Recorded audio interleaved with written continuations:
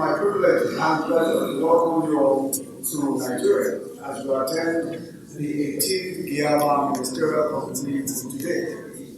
Let me start by commending the Inter-Governmental Action Group against Money Laundering in West Africa, GIABA, for the support to member states in implementing robust anti-money laundering and terrorist financial measures in line with acceptable international standards, particularly the FATF recommendations.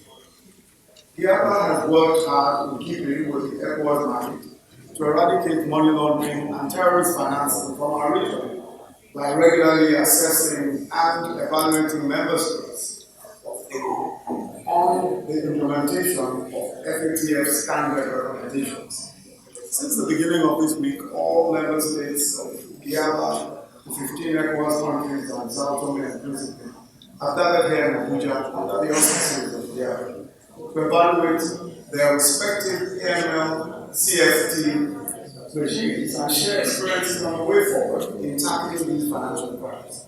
Let me also commend the dedication of the GIABA Ministerial Committee, which stands at the helm of GIABA, serving as a conduit of political will and funding from the member states, as well as providing it with policy directions required to conduct its activities. Your Excellencies, Honorable Ministers, money laundering and terrorist financing are crimes that have significant ramifications for the security and well-being of our various countries. In Boko Haram, we have seen the devastation that a well-resourced terrorist group can bring, not just on individual lives and livelihoods, but also on the stability of national and regional political and economic systems. In the last decade, more than 20,000 lives have been lost to terrorism and more than 2 million persons displaced, especially by the terrorism gripped upon our nations and our region by Boko Haram. One important question that arises is this: how did a once obscure sect, domiciled primarily in a single city in northern Nigeria, evolve to become at one point a menace not only to the country, but to the entire Lake Chad basin? I'm certain that a significant part of that answer will be found in the complicated multinational networks of financing that sustained the group and nurtured its hateful vision. There's absolutely no way that Boko Haram would have grown as dangerous as it did without access to funding and resources mobilized from far and near. It is clear that without dealing a lethal blow to those powerful criminal networks that funnel money to terrorist groups, we cannot reasonably hope to completely obliterate the threat of terrorism and other organized criminal activity in our sub-region. Boko Haram is just one example of how much evil can be done by a subversive group that has figured out how to raise money in the shadows. There are many others like it, with similar or different goals, all of them united by the need to raise financing to achieve their nefarious aims. We know that the lines between terrorist groups, corrupt politicians, traffickers, whether of drugs, guns, or people, fraudsters, smugglers, kidnappers, or other such criminals have always been thin and blurry. That these groups have always found complementary need for one another's tactics and strategies is self-evident. Indeed, if there is one thing that the world's deadliest terrorist groups, from Boko Haram to Al-Qaeda to ISIS to Al-Shabaab, have in common, it is the ease and expertise with which they diversify their criminal activity while retaining their overarching goal of inflicting maximum devastation. Today, in the age of the internet, that blurring has intensified.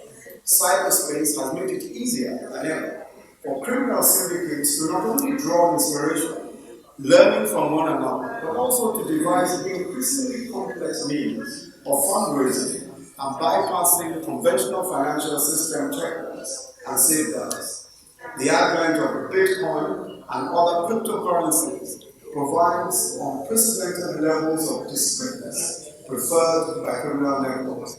The result is that financial crime is able to always stay a few steps ahead of governments and the law. As for official corruption, all around us, we see its devastating effects in the rundown schools and hospitals, in the pothole roads, in the under-equipped armies, in subverted financial systems, and in our fragile democracies.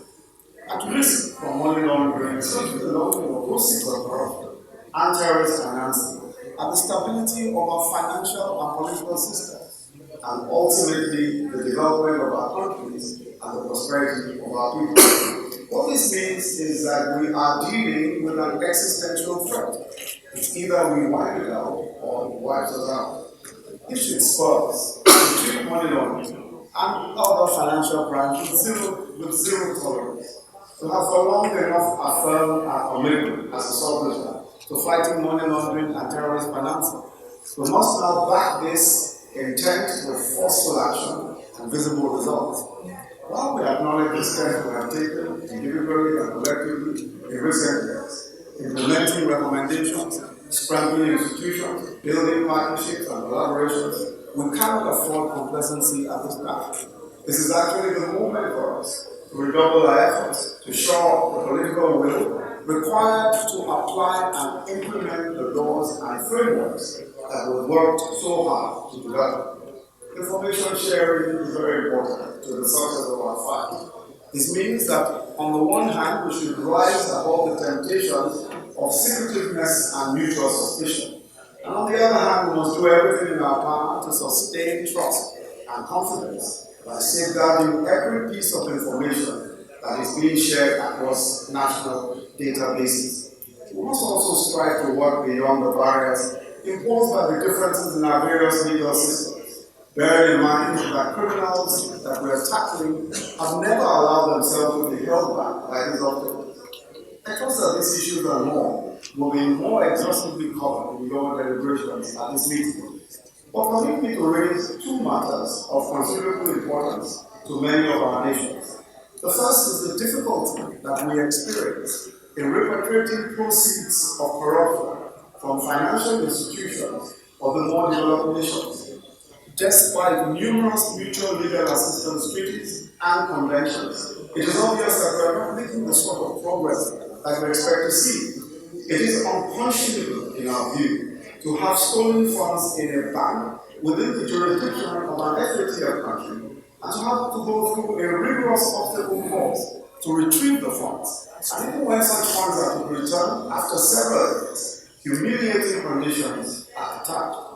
It's a view of Nigeria that FATF countries must, as a matter of respect for the spirit of our collaboration, and with the same efficiency and zero tolerance for quickly ensure the smooth repatriation of proceeds of corruption to the economies from where they were stolen. The other issue is the risk of the dangers posed by anonymous corporate ownership. If nothing else, the Panama Papers and now the Paradise Papers clearly illustrate the global scale and spread of this problem. So this is a global challenge, and nothing less than a truly global approach will be needed to tackle it. We must commend the United Kingdom, Norway, Netherlands, and Denmark for leading the way in establishing public registers of the real human owners of companies in their countries. We call on other G8 and G20 countries not only to follow suit, but also to initiate actions to end corporate secrecy in some of their dependencies. We cannot have anonymous ownership of companies, trusts, and other arrangements designed to cover the ownership of assets, and at the same time expect optimal results from anti-money laundering measures. Once again, I thank GIABA and the GIABA Ministerial Committee for choosing to host this meeting in ABUJA.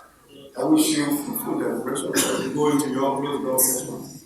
And I hope there's not a bit of time before you leave ABUJA to enjoy the sights, sound, and culinary delights of our great city. Thank you very much.